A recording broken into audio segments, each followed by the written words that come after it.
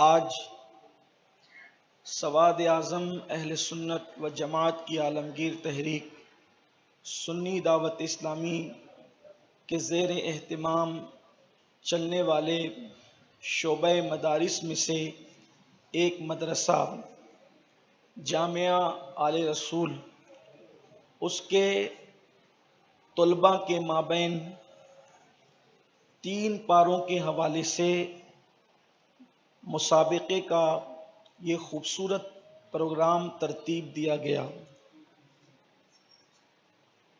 ہم اپنے بچوں کی، چونکہ بچے ہمارے ہیں، ان کی تو تعریف کریں گے ہی، لیکن اللہ تبارک و تعالیٰ نے آپ کو بھی عقل دیا، شعور دیا، نگاہ دی، اور ہمارے جامعہ آل رسول کے اساتذہ نے محنت کی آپ کے ان چھوٹے چھوٹے بچوں پر جو آپ کے گھر میں پرورش پاتے ہیں۔ بچوں کو ماں باپ صحیح اردو بولنا نہیں سکھا پاتے۔ آپ ان اساتذہ کی محنتوں کا اندازہ کریں کہ ماں باپ اپنے بچوں کو پوری زندگی محنت کر کے صحیح اردو بولنا نہیں سکھا پاتے، لیکن یہ علماء کی، حفاظ کی کیسی انتھک محنتیں اور کاوشیں ہیں کہ آپ اپنی زبان اپنے بچوں کو نہ سکھا سکے برسوں میں، اور آپ نے چند دنوں پہلے مدرسے میں اپنے بچوں کا داخلہ کرایا۔ انہوں نے آپ کے بچوں کو اللہ کے کلام کی زبان سکھا دی۔ کتنی محنت ہے ان کی، ان اساتذہ کی کتنی محنت، ان کی کیسی کاوشیں۔ اپنی زبان جسے ہم مادری زبان کہتے ہیں وہ سکھانے میں کتنی کاوشیں ہوتی، اور جو قرآن کی زبان ہے، جو لسان قرآن ہے۔ دنیا میں زبانیں بہت ہیں، لیکن قرآن کی جو زبان ہے اس زبان کا مقابلہ دنیا کی کوئی زبان نہیں کر سکتی۔ کیوں؟ اس لیے کہ ہر زبان 100 کلومیٹر پر، 70 کلومیٹر پر تبدیل ہوتی رہتی، پھر اس کے بعد ہر 10 15 20 سال میں نئے نئے الفاظ چنے جاتے ہیں اور زبان کے اندر نیا پن آتا ہے۔ لیکن ایک قرآن کی زبان ہے، 1450 سال پہلے جبریل لے کر کے آئے، آج بھی وہی زبان ہے، اور اس زبان کو کوئی زبانداں چیلنج نہیں کر سکا۔ میرے امام فرماتے ہیں فصحا عرب کے بڑے بڑے تیرے آگے یوں ہے دبے لچے، فصحا عرب کے بڑے بڑے تیرے آگے یوں ہے دبے لچے، کوئی جانے منہ میں زبان نہیں، نہیں بلکہ جسم میں جان نہیں۔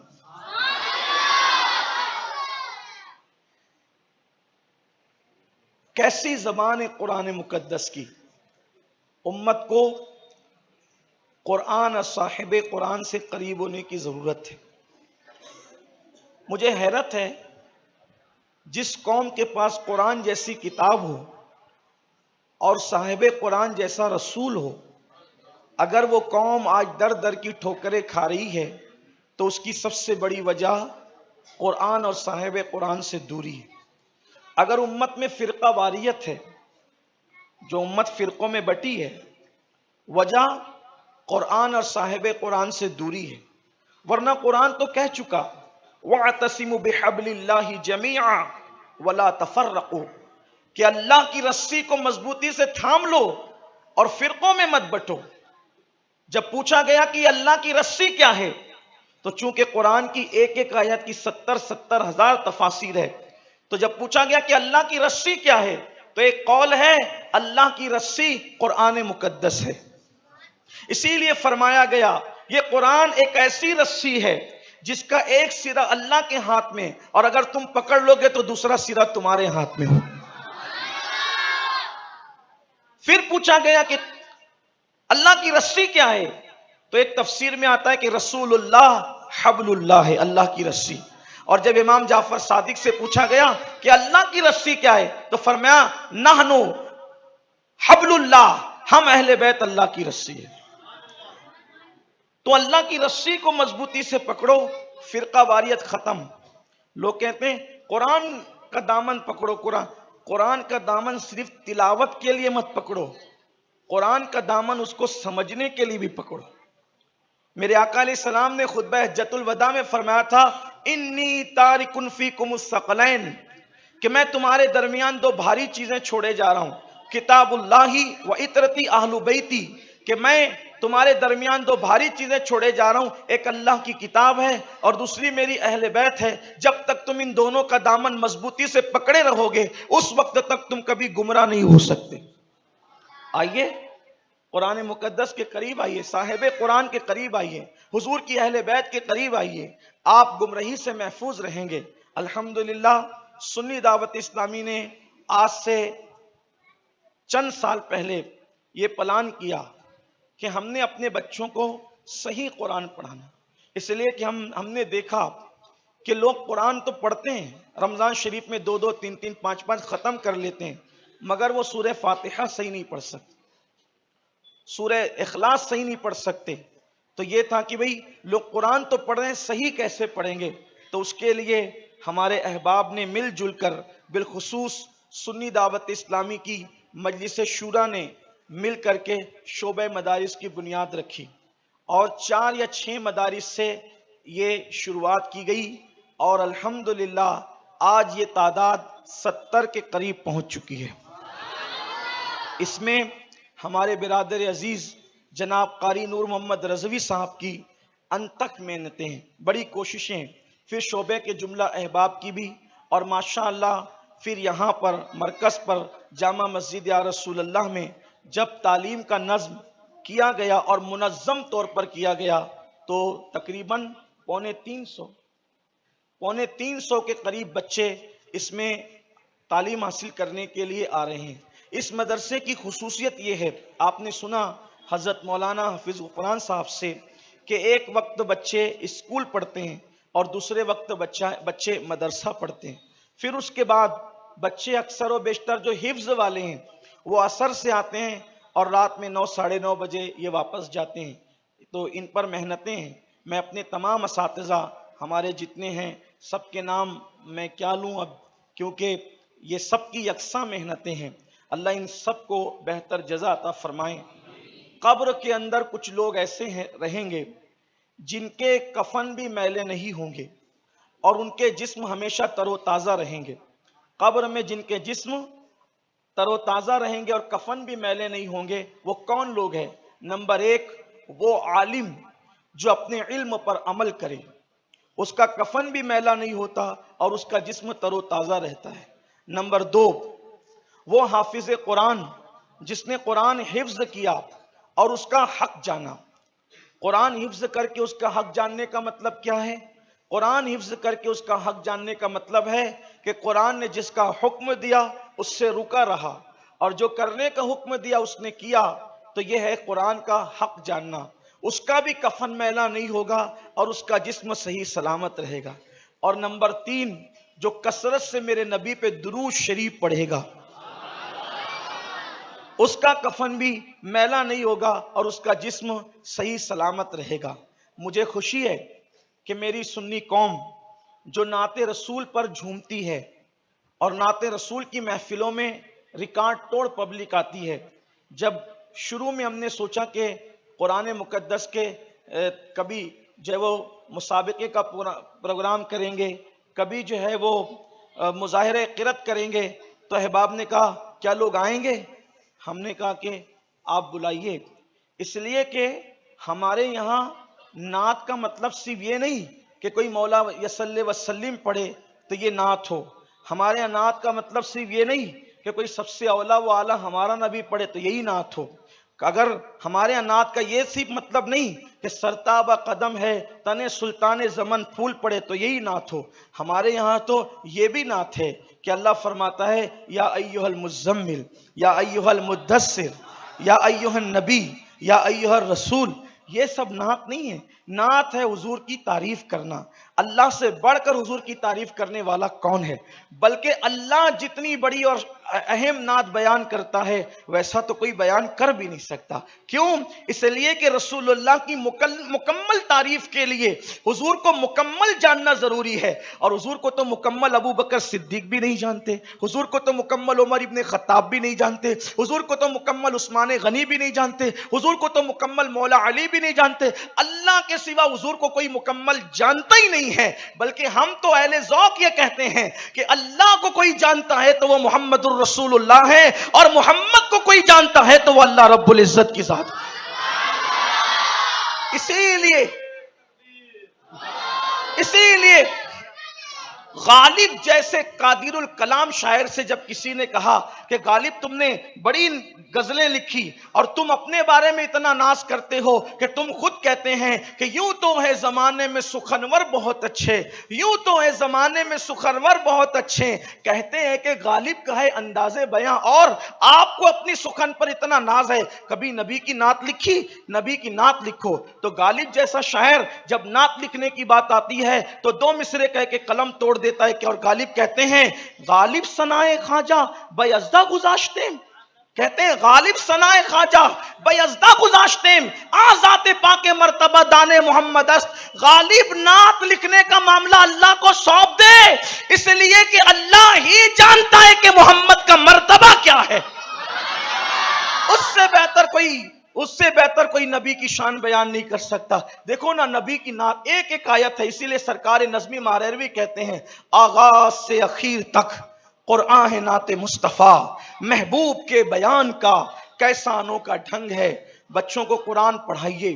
اور میں بار بار کہتا ہوں جتنے لوگ آئیں، یہ مسابقہ، یہ مظاہرہ، یہ سب کرنے کا مقصد آپ سے داد وصول کرنا نہیں ہے، بھیڑ اکٹھا کرنا نہیں ہے.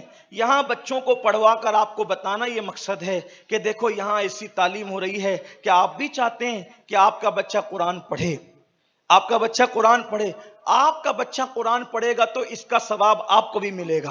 ہاں، آپ کا بچہ حافظ قرآن بنے گا تو آپ کے سر پہ قیامت کے دن نور کا تاج رکھا جائے گا. حافظ قرآن اپنے خاندان کے ایسے لوگوں کی شفاعت کرے گا جن پر جہنم واجب ہو چکا ہو.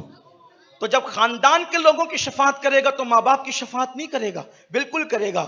اپنے بچوں کو پڑھائیے قرآن. اور ہمارا ایک خواب ہے کہ آج سے 200 سال پہلے ہندوستان کا جو ماحول تھا وہ ماحول ہمیں پھر لانا ہے. کیا؟ جو بادشاہ ہوتا تھا وہی مسجد میں تراویح پڑھاتا تھا، کبھی جج مسجد میں تراویح پڑھاتا تھا، کبھی وکیل مسجد میں تراویح پڑھاتا تھا.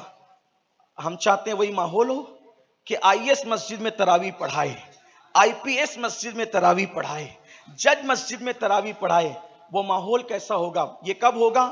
جب آپ اپنے بچوں کو اسکول بھی پڑھائیں گے اور مدرسہ ہی پڑھائیں گے. میں نے کئی مرتبہ اپنی جھولی پھیلا کر مالیگاؤں والوں کو کہا تھا کہ آپ نے تو ہمیں چندے بہت دیے، میں کبھی آپ سے چندہ مانگنے کے لیے جو وہ ضد نہیں کرتا، لیکن میں اپنی جھولی پھیلا کر صرف 3 سال کے لیے آپ سے آپ کے بچوں کو مانگتا ہوں. آپ کے بچے ہمیں دے دیں اس طرح سے کہ جامع آل رسول میں ایک مرتبہ اس کو مدرسہ پڑھنے کے لیے بھیجیے. ایک ٹائم وہ اسکول جاتا ہے، ایک ٹائم اس کو آپ مدرسے میں بھیجیے تاکہ وہ حافظ قرآن بنے.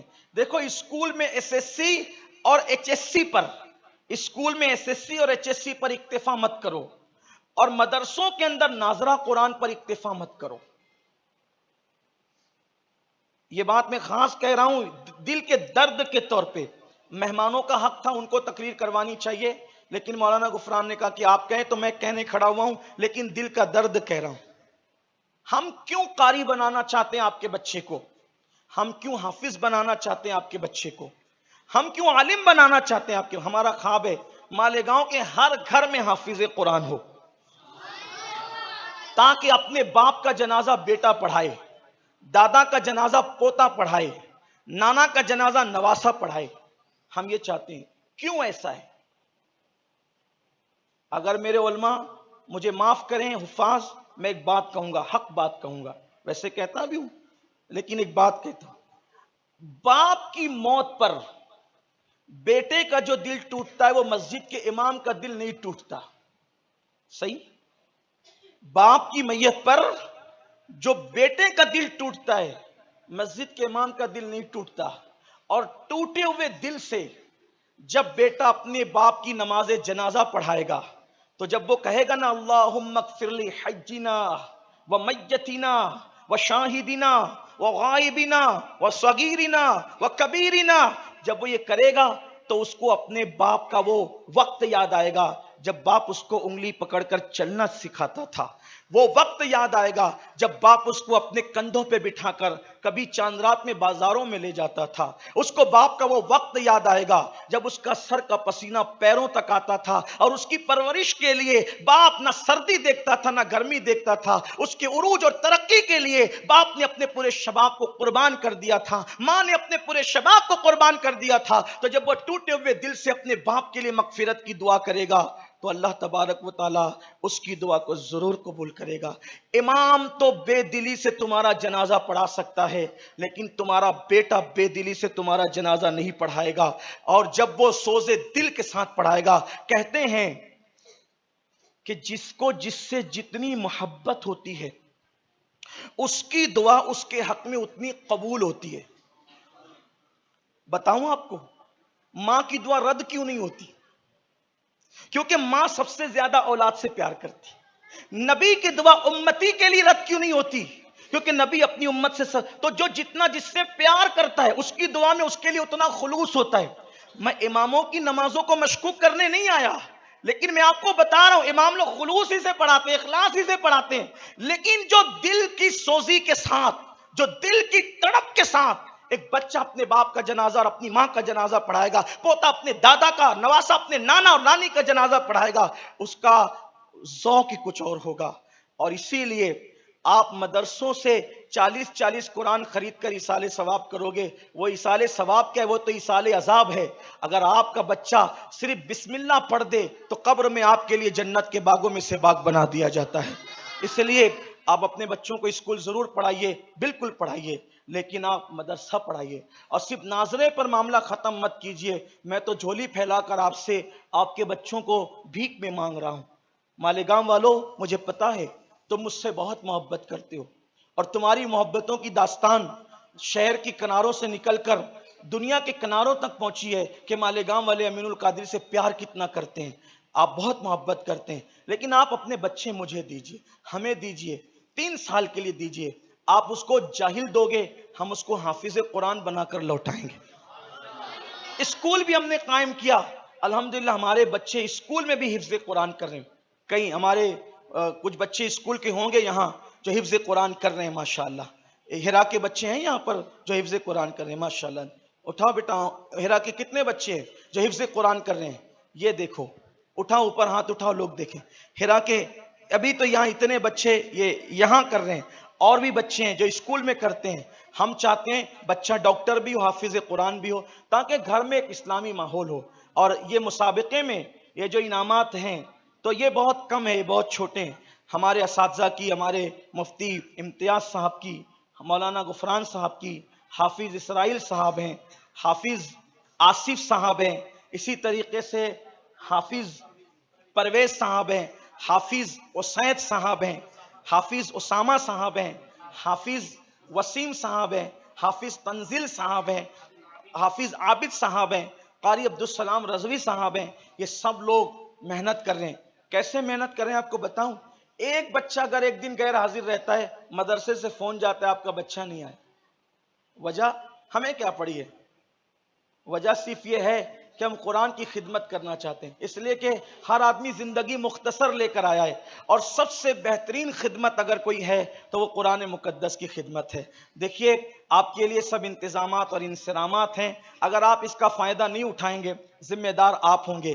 آج جامع آل رسول کے بچوں کا جب وہ 3 پاروں کا مسابقہ ہوا، آپ نے سنا، میری مائیں اور بہنیں بھی اوپر موجود ہیں، مجھے اچھا یاد آ گیا، ان سے بھی کہتا ہوں کہ آپ اپنے بچوں کو یہاں بھیجیے، یہاں پر اپنے بچوں کا ایڈمیشن کروائیے، کیونکہ 70 مدرسے تو پورے شہر میں چل رہے ہیں، لیکن یہاں خاص طور پر جو ہے وہ بڑی محنت کی جا رہی ہے، کوشش کی جا رہی ہے۔ آپ یہاں بھیجیے، دور دور سے بچے آتے ہیں، ماشاءاللہ انہیں پڑھایا جاتا ہے۔ ماؤں کو چاہیے کہ وہ اپنے بچوں کو بھیجے۔ میں پھر کہتا ہوں، دیکھو اگر ماں طے کر لینا کہ میں نے بچے کو پڑھانا ہے، اس کو کوئی نہیں روک سکتا. محبوب الہی کو ان کی ماں نے پڑھایا, غوث اعظم کو ان کی ماں نے پڑھایا. دیکھو بیٹے کو کون جدا کرنا چاہتا ہے, لیکن جب علم کی بات آئی تو ماں کہتی بیٹا تیری مجھے ملاقات انشاءاللہ قیامت میں ہوگی. کیا حوصلہ تھا, انہوں نے دین کو اہمیت دی. آپ سے میری گزارش ہے, ہم آپ سے کچھ نہیں چاہتے, آپ سے آپ کے بچے چاہتے ہیں, اور بس اس لیے چاہتے ہیں کہ آخرت میں ہمارے لیے نجات کا سامان ہو. ہم بہت تھوڑی سی زندگی لے کر آئیں, آئیے قرآن کی خدمت کر لیں. آج جامعہ آل رسول کے بچوں کا مسابقہ ہوا. انشاءاللہ رمضان المبارک سے پہلے شعبان کے مہینے میں اب جامعہ آل رسول کے علاوہ جو ہمارا مرکزی ادارہ ہے جامعہ قادریہ نجم العلوم, انشاءاللہ دونوں کے بچوں کو ملا کر 5 پاروں کا مسابقے کا پروگرام رکھا جائے گا انشاءاللہ تبارک و تعالی. اور آپ سے گزارش کرتا ہوں جو بوڑھے لوگ بڑھاپے کی عمر میں پہنچ گئے, اگر وہ قرآن پڑھنا نہیں جانتے تو مرکز پر بوڑھوں کے لیے خاص قرآن پڑھنے کا انتظام ہے. کیونکہ بوڑھوں کے لیے کیوں انتظام ہے, ہمارے امیر حضور امیر سنی دعوت اسلامی نے فرمایا کہ سید صاحب جو بوڑھے ہوتے ہیں ان کے پاس ٹائم ہی ٹائم ہوتا ہے, وہ بیٹھ کے بیڑی پی رہے ہیں, اس ہوٹل پہ ٹائم پاس کر رہے ہیں, گپ شپ کر رہے ہیں. اگر آپ ان کو قرآن پڑھا دیتے ہیں تو ان سے زیادہ قرآن پڑھنے والا کون ہوگا, کیونکہ ان کو چھٹی ہے, کوئی کام ہی نہیں ہے. اس لیے قرآن شروع کیجئے. اب آپ کہیں گے اچھا یہ بھی آپ سے کہوں آخری میں, اگر بوڑھے لوگ بھی قرآن حفظ کرنا چاہیں کر لیں, بوڑھے لوگ اگر حفظ قرآن کرنا چاہیں کر لیں. آپ کہیں گے بڑھاپے میں کیسے ہو سکتا ہے, میں کہتا ہوں یہی تو سوچنے کی بات ہے. عالم اسلام کی ایک عبقری شخصیت جسے آپ دنیا حضور تاج الشریعہ بدر الطریقہ علامہ اختر رضا خان صاحب کی بلا ازہری میاں کے نام سے جانتے ہیں, 60 سال کی عمر میں انہوں نے قرآن حفظ کرنا شروع کیا. دنیا کے ممالک کا دورہ کرتے ہوئے میں آپ کو بتا رہا ہوں ہمت کرو, طے کرو. اور آپ کو یہ بھی بتا دوں کہ دنیا میں سب سے آسان اگر کوئی کام ہے تو وہ قرآن یاد کرنا ہے, کیونکہ اللہ نے قرآن میں فرما دیا وَلَقَدْ يَسَّرْنَا الْقُرْآنَ لِلذِّكْرِ, کہ قرآن یاد کرنے والوں کے لیے ہم نے قرآن کو آسان کر دیا. تو جس کام کو اللہ نے آسان کیا اس سے بڑھ کر کے آسان کام کون سا ہو سکتا ہے. 60 سال کی عمر میں قرآن پوری دنیا کا دورہ کرتے ہوئے, لاکھوں مریدوں کی تربیت کرتے ہوئے, فتاوے دیتے ہوئے, دکھ سہتے ہوئے, مسائل کا مقابلہ کرتے ہوئے 60 سال کی عمر میں اس وقت قرآن حفظ شروع کیا جب آنکھوں کی بینائی انتہائی کمزور ہو گئی. اتنی کمزور ہوئی کہ سامنے بیٹھے ہوئے انسان کے متعلق بھی پوچھنا پڑتا تھا یہ کون ہے. اتنی کمزوری بینائی کے باوجود آپ نے اپنے ذوق کے مطابق قرآن حفظ کرنا شروع کیا, اور وصال سے پہلے پہلے آپ نے پورا قرآن مقدس یاد کر لیا. جب 60 سال کی عمر میں کوئی طے کرے کہ, اور میں نے دیکھا ان کو مدینہ منورہ میں, میں بھی حضور کے قدموں میں بیٹھا تھا, وہ بھی حضور کے قدموں میں بیٹھے ہوئے تھے, عصر کے بعد کا وقت تھا. ایک آدمی ایک آیت ان کو پڑھ کے سناتا, چونکہ بینائی کمزور آیت پڑھ, اور وہ اسی وقت اس کو بیٹھ کر کے ریپیٹ کرتے, فوراً سناتے ایک ایک آیت. ہم نہیں کر سکتے.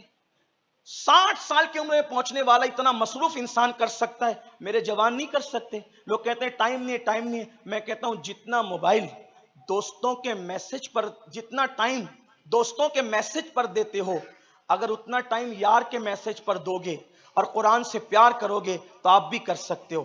کوئی ضروری نہیں کہ بچے ہی کریں, جوان بھی کریں, بوڑھے بھی کریں, عورتیں بھی کریں, اور سب کریں. قرآن کو عام کریں, قرآن کی تعلیم کو عام کریں. یہ ایک کوشش ہے. اللہ تعالیٰ اس کو بارور فرمائے, اللہ تعالیٰ اس کو قبول فرمائے. میں اپنے اساتذہ کے لیے دعا گو ہوں, اللہ ان سب کو جزائے خیر دے. جج حضرات تشریف, اچھا میں سوچا تھا کہ یہ آئیں گے تو میں چپ ہو جاؤں گا, یہ بیچارے ادب سے وہی بیٹھ گئے. آئیے تشریف لائیں اس قرآن مقدس کی محفل میں, اور اپنے بچوں کو ضرور سنی دعوت اسلامی کے مدارس میں داخل کریں. اللہ تعالیٰ ہم سب کو قرآن پڑھنے, اس پر عمل کرنے اور اسے عام کرنے کی توفیق عطا فرمائیں. اور جاتے جاتے ایک بات اور کہہ دوں, حافظ صاحب توجہ سے سننا, 70 مدارس چلتے ہیں. کتنے چلتے ہیں؟ اخراجات تو آپ کو اندازہ ہوگا کہ کتنا لگتا ہوگا, ہے نا؟ تو یہ اخراجات اب پورے کرنے میں ہمیں دشواری ہے.